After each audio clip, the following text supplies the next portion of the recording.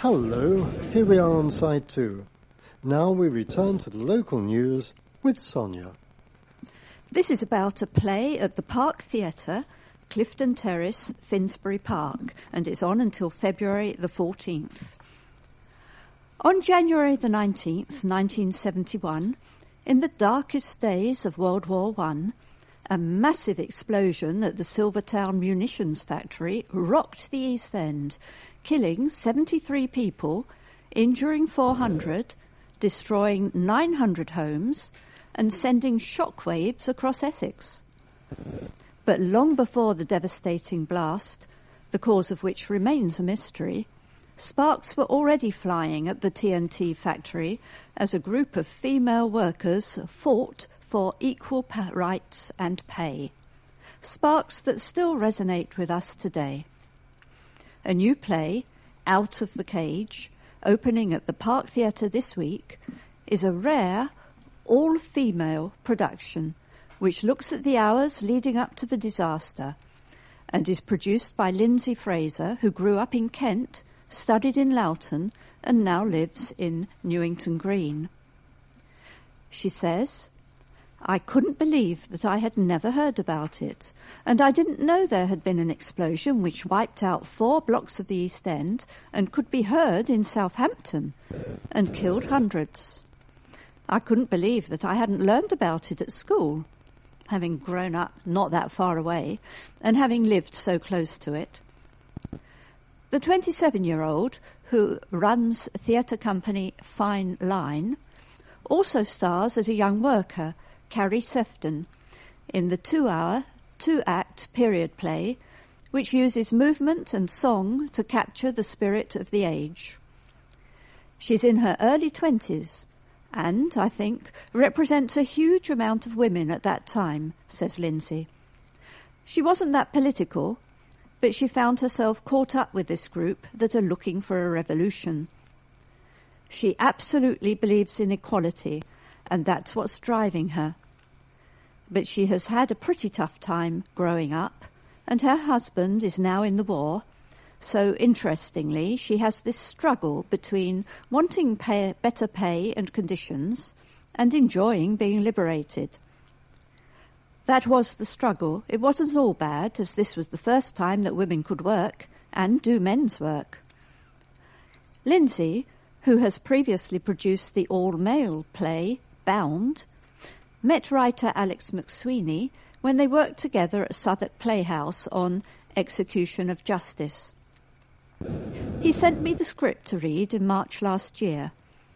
I was really surprised he had written it, because it's a wonderful play for women, about women, munitions workers, in the First World War, and I just didn't really expect that he would have written a play like that. But it turns out he's a real feminist, and knows a huge amount about that time and the munitions acts. The pair were keen to stage the play early in 2015 to coincide with the date of the explosion and the events marking the World War I centenary. Lindsay, who studied acting at East 15 in Loughton, says the project has made her think about how far equality has come since the Great War, but she adds, there is still a way to go. As a young actress, so many parts I go up for are the girlfriend or the wife or the victim, and I think it's quite unusual to find characters that are strong and interesting. In contrast, Out of the Cage offers the complete opposite and has inspired her to seek out more plays with better parts for women. This play is so unusual, it's just so rare you find a really great play with just women, and the parts are very rounded, 3-dimensional, flawed and lovable, and that's quite rare. You can tell with the girls in the show how exciting it is to get your teeth into parts like this, because they really don't come along very often. For details, you can phone the Park Theatre on 020 7870 6876. The Advertiser can reveal that the leader of Enfield Council will run for selection as the prospective parliamentary candidate for Edmonton in this year's general election. Doug Taylor, who has spent 7.5 years as leader of the council, has not formally announced that he is throwing his hat into the ring, but a senior source within the Labour Party in Enfield has confirmed that he will do so once the official process to find a new prospective parliamentary candidate for the seat begins. Mr Taylor won 2,209 votes in the Ponders End ward in last year's local elections. He first became a councillor in Enfield in 1998 and took over as leader of the Labour group in 1999. Labour lost control of the council in 2002, but he remained at the helm for part of its time in opposition up until 2008. Mr Taylor said that as the process to find a replacement for Andy Love, who is standing down, has not begun officially, it would be inappropriate to comment. There has also been some speculation that the London Assembly member for Enfield and Haringey, Joan McCartney, might also bid for a chance to stand as the Labour candidate in the constituency, which has been held by Labour since 1997. She said, "The process has not begun formally, so I cannot say whether I will be putting my hat in the ring.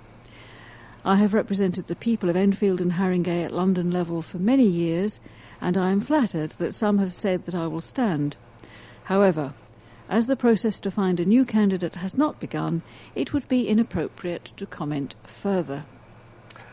Before I read the next item, I'd just like to apologise to you because there'll be some background noise that seems to keep coming on and going off. It's the air conditioning unit in this room, over which, sadly, we have no control.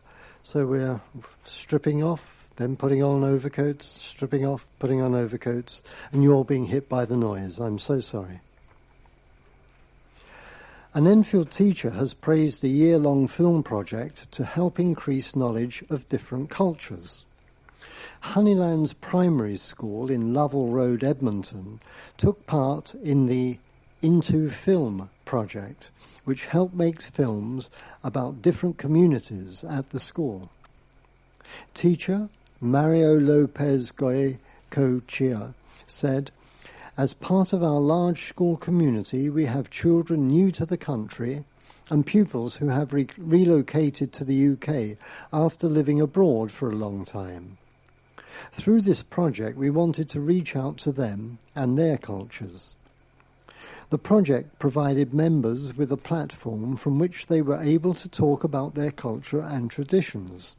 It has helped them develop better self-esteem and confidence." The project was run by Into Film, an education charity supported by the BFI through lottery funding. It was set up to provide teachers with new ways of supporting pupils who have recently come to the UK from other countries, increase pupils' global and cultural knowledge, and foster greater empathy and understanding.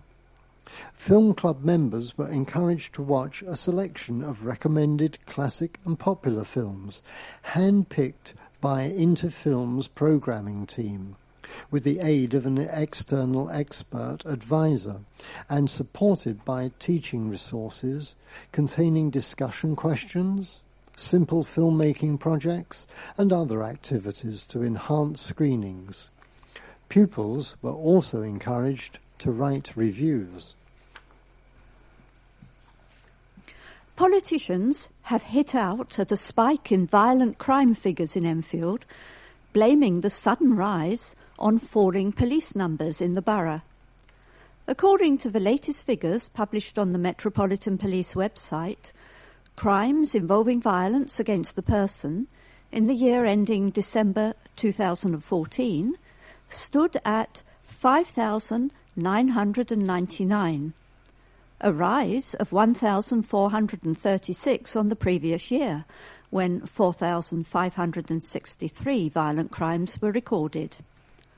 However, gun crime in the borough fell, as 70 incidents were recorded by the police in 2013, with just 64 similar incidents in 2014. And while there was an increase in anti-Semitic crimes in 2014, from 3 in 2013 to 8. There was a drop in Islamophobic crimes, with 9 such incidents reported in 2014, down from 16 in 2013. Labour politicians have blamed the rise on the Mayor of London's police cutbacks. Joan Ryan, prospective parliamentary candidate for Enfield North, said, "Unfortunately, under this Tory-led government and Tory London Mayor, we have seen broken promises on the protection of police numbers and big cuts made to the police service in our area. We can't afford to lose any more police officers or PCSOs, given the surge in violent crime. Securing the safety of our community should prioritise cuts to the police." Enfield's London Assembly member, Joanne McCartney, added, "We are seeing a worrying trend developing, with overall violent crime across most categories on the up. Violent crime includes some of the most serious and worrying offences, and people in Enfield are right to be concerned." However, a spokesman for the Mayor's Office for Policing and Crime, MOPAC, said, "The Mayor promised to increase the number of neighbourhood officers across Enfield, and that is what he is doing. There are now 83 more neighbourhood officers than there were in 2011, meaning there are now 144 officers out in Enfield's neighbourhoods, preventing and responding to crime." This suggestion that Enfield has become a more violent borough is incredibly misleading. Crime is actually falling in the borough, down 10% across the MOPAC 7 victim-based crimes, and residents are now more confident than ever to report crime. However, we cannot be complacent, and MOPAC is working closely with the Met Police to focus more resources on the town centre hotspots, where much of London's violent crime is linked to alcohol. 3 senior teachers have been reinstated to their positions after being suspended for gross misconduct. Cuckoo Hall Primary Academy Executive Head Teacher Patricia Sota, Head Teacher Sharon Armett and Phil Sota, Director of Cuckoo Hall Academies Trust, were suspended in December. But the Primary Academy in Cuckoo Hall Lane, Edmonton, has now welcomed back Patricia Sota and Sharon Armett following a 6-hour board meeting. Mr. Sota was brought back to the Board of Trustees on January the 8th. In a statement from the Academy's Trust, it claims that the board was entirely satisfied that there was no evidence to suspend the trio. It reads, "The board was entirely satisfied with the outcome of those interviews and concluded with a unanimous vote that the evidence provided in support of the allegations did not support any charge of misconduct, let alone gross misconduct. The allegations will not therefore be the subject of disciplinary proceedings against either Patricia Sota or Sharon Armett, and both will be returning to work shortly. The Department of Education is yet to publish its report into the allegations of gross misconduct and is continuing to investigate the Trust. The former chairman of the Trust, Andri Efithemu, who suspended the trio, was voted off the board unanimously last month and will not be involved until the investigations conclude. The Trust itself received 2 external reports, one by the Education Funding Agency and the other by an independent investigation commissioned by the board in order to make its decision. Following the meeting, the Trust's interim chairman, Marino Charalambous, said, "The board has voted unanimously to lift the suspensions of Patricia Sota and Sharon Armett and looks forward to welcoming them back to work. The conclusions of 2 very detailed external reports showed the evidence did not stack up in support of any charge of misconduct of any sort. We are delighted that they will both be returning to continue the progress in ensuring excellent outcomes for all our pupils. The board and teachers of Cuckoo Hall Academy Trust remain deeply committed to our mission to drive up the quality of education provision and standards in the area." Another governor of the trust, Donald Graham, paid homage to Mrs. Sota and Miss Armett and said that they had been vindicated during the investigations. He said, "The board recognises the regrettable damage that has been done at a very personal level to the reputations of these two senior teachers and academic leaders at the trust who have been vindicated by this process." A food bank is seeing record numbers of families coming through its doors, despite signs of economic recovery. The Edmonton Food Bank in Brettenham Road has been given a £5,000 grant by Enfield Council to help cover the costs of its premises, but is appealing for help in raising more funds to help families in dire need.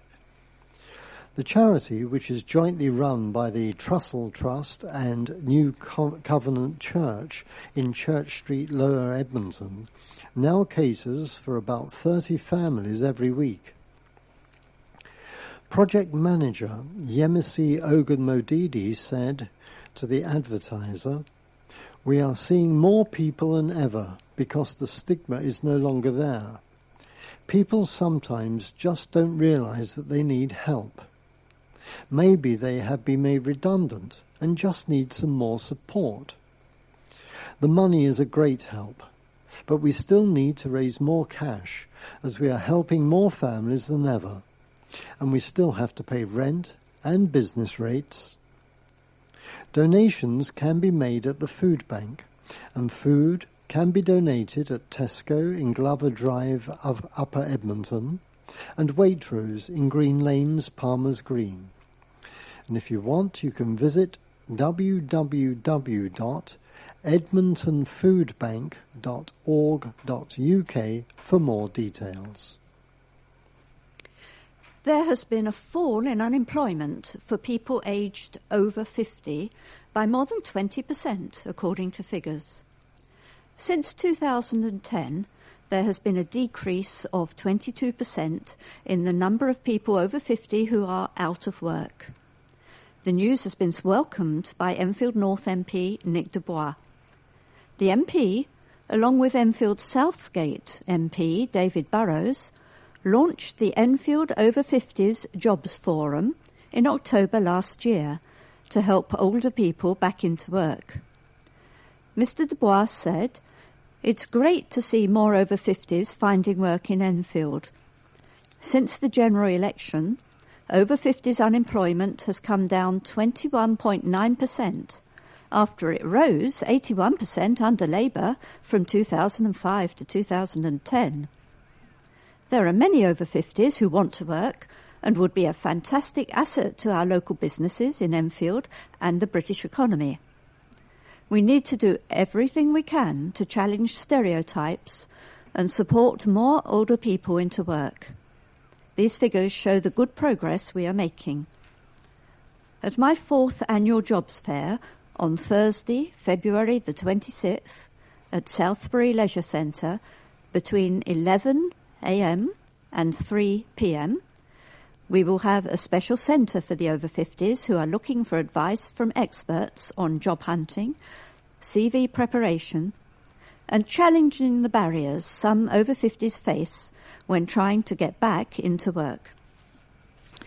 A pensioner was left extremely shaken after being robbed by two men. The 80-year-old woman had her handbag snatched by two men in Park Avenue, Enfield, on Friday, January the 9th, just after 6 p.m. The woman was pushed to the floor as the pair ran off. She suffered cuts to her hands in the process. Detective Constable Rachel Arton, who is investigating the incident at Enfield Burglary and Robbery Unit, said, "The robbery left the victim extremely shaken and in need of medical assistance. The bag contained money, but also a number of cherished family photographs. Anyone who has any information about the incident or who may have seen the bag or its contents is urged to call us." Police are now looking for two black men aged between 18 to 23 years and wearing black bomber jackets and grey jogging bottoms. One of the men was also wearing a woolly hat. Shopkeepers say they are outraged after being left out of meetings to plan a multi-million-pound cycling scheme. Enfield Borough Council will receive £30 million from Mayor of London Boris Johnson to improve cycle lanes in the borough as part of the Cycle Enfield scheme, formerly known as Mini Holland. But the Green Lanes Business Association was not invited to a meeting to discuss draft proposals with the Cycle Enfield Partnership Board. The board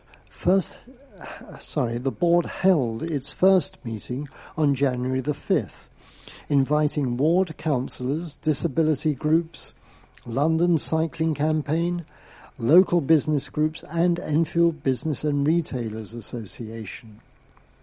Costas Georgiou, chairman of the Green Lanes Group, was appalled by the action of Enfield Council to cut them out of initial discussions. He told the Enfield Independent, "It is disgraceful that we have been kept out of the loop. Why? Because we oppose cycle lanes coming down green lanes. Businesses in Palmer's Green are not anti-cycling, but we strongly believe that a cycling lane down green lanes will see a loss of parking and badly affect trade." Under initial plans which helped the council to win the bid, parking would be removed on one side of green lanes through Palmer's Green to make way for segregated cycle lanes. The inclusion of Enfield Business and Retailers Association at EBRA caused fury among businesses. Mr. Georgiou said, "EBRA is a council-funded association, and it is not going to bite the hand that feeds it. It is a lack of democracy to cut us out just because we are showing opposition to the scheme. We have written to the council to ask it to consider including the association at the next meeting." Councillor Chris Bond, Cabinet Member for Environment, has overseen the Cycle Enfield project. He said the council did not invite Mr. Georgiou following the anti-cyclist campaign he ran in last year's Enfield elections. He added, councillors and other groups were at the meeting on behalf of residents who would have been able to express their views to them before the meeting. This is by no way the last time that businesses and residents can express their views, and we are looking at doing things differently when it comes to consultation. I totally disagree that EBRA would not express concerns because it is funded by the council and has expressed issues on behalf of businesses. Councillor Bond told the Enfield Independent that the council will be organising pop-ups in Palmer's Green, Enfield Town, Edmonton and Ponders End to take in residents and business views. He said, "Instead of just writing to businesses and residents, we will be actively visiting and arranging events to get everybody's views before making our final plans." Mr. Georgiou has drafted a letter to businesses stating that the group has written to Andrew Gilligan, Mayor of London's Cycling Commissioner, in a bid to broaden representation. An artist who survived cancer but lost her husband to the disease has drawn on her own life-changing experiences for an exhibition of her paintings at North Middlesex University Hospital in Edmonton. Zoreh Moftizadeh, 59, a Kurdish artist originally from Iran, received support from the Macmillan Cancer Information and Support Service and the Helen Rollason Cancer Support Centre, both based at the hospital, in Stirling Way, after being diagnosed with breast cancer. "Losing my husband to cancer was deeply shocking. He always supported me to be creative," said Zoreh. "With my own cancer, it affected me emotionally, making me so low in mood. With that, I lost my confidence to create. But with plenty of support, I am finding my way back." My art is far more emotional and expressive now. I am discovering my self-worth again through my art. Gillian Constance, manager of the Macmillan Information and Support Service at North Mid, shared her excitement about the exhibition. She said, "Patients and staff were able to view the exhibition and talk with Zoré about her artwork, gaining an understanding of her emotional journey with cancer. Listening to Zoré explain her artwork was very touching and thought-provoking.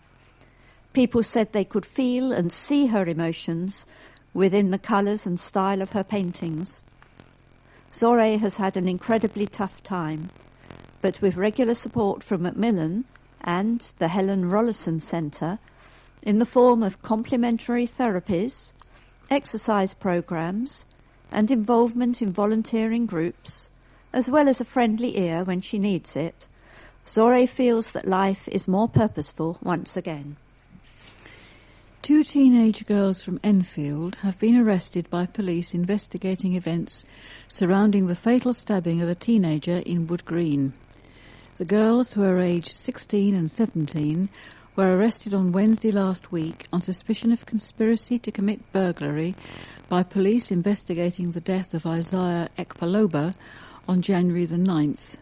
Both have been released on police bail until a date next month. A 17-year-old boy from Hackney was remanded in custody when he appeared in court on Friday, charged with the same offence, and is due to appear at Wood Green Crown Court on January the 29th. J.D. Dorset, 19, from Wood Green, was remanded in custody when he appeared at the Old Bailey on Wednesday last week, charged with murder. He is due to appear at the same court on April the 1st. And a 69-year-old man was sprayed in the face with an unknown substance after he discovered burglars at his home. The elderly man exchanged words with 2 men who he had found in his home in the Larches, Palmer's Green, when he opened the door on Tuesday, 2nd of December. When he chased the intruders, one tried to steal the victim's car. The man was then sprayed in the face, and the thieves ran back inside to steal a box of jewellery before running away along Hedge Lane in Palmer's Green. The first man is described as white, aged about around 20, and 5'11" tall, and of slim build. He was wearing a dark top with his head covered by a hat or hooded top and a scarf pulled up to his nose. Oops. The second man is also described as white, aged about 20, 5'9", slim build with light brown hair. The man was treated by his local doctor and made a full recovery. Detective Inspector Grant Anderson said, "If anybody saw or heard anything that evening, we're keen for people to call us. Thankfully, this kind of incident is rare, and we don't want people to feel alarmed." Well, that's it for this week. We've now reached the end of our programme. Thank you for listening. So from the team of Sonia, Jenny, Alan and Ian on the controls, it's Goodbye. Goodbye.